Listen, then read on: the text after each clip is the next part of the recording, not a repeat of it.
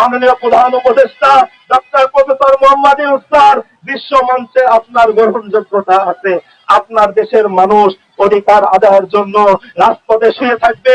আমার বোন অসুস্থ হয়ে যায়, বিচার না পেয়ে আমার ভাই কারাগারে ধুকে ধুকে মরে যায়, তাহলে তো আপনি কলঙ্কিত হন, আপনার শান্তিতে নোবেল কলঙ্কিত হয়।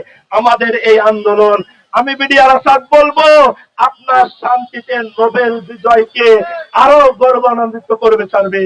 আর যদি আপনি আমাদের দিকে ভ্রুক্ষেপ না করেন, বিডিআর পথে পথে থাকলে বাংলাদেশের সম্মান নষ্ট হয়, বিশ্ব মঞ্চে আপনার সম্মান কলঙ্কিত হয়, এটা আমরা চাই না। আমরা সকল পথ ছেড়ে দিয়ে আপনার বাসভবনের দিকে কেন যেতে চেয়েছিলাম?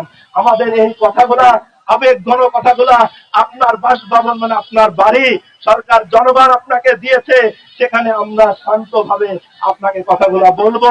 আপনি আমাদের অভিভাবক। সবাই বলে এ পারবে না, ও পারবে, এই মন্ত্রণালয়ের কাজ না, ওই মন্ত্রণালয়ের কাজ। আমরা এমন একজন ব্যক্তির সাক্ষাৎ চাচ্ছি, তিনার উপরে আর কোন মন্ত্রণালয় সরাসরি তিনি সমাধান দিতে সক্ষম। তিনি আমাদের সাথে, আমরা বলতেছি না এই কথা আন্দোলন আজকে আর কালকে পিলখানায় চলে যাব, অবশ্যই সময় সাপেক্ষ ব্যাপার। আলোচনার দ্বারা একটা রাস্তা তৈরি করেন, প্রসেসিং করেন, কার্যক্রম শুরু হয়ে যাক, এই সমাধান নিয়ে আমরা ঘরে ফিরতে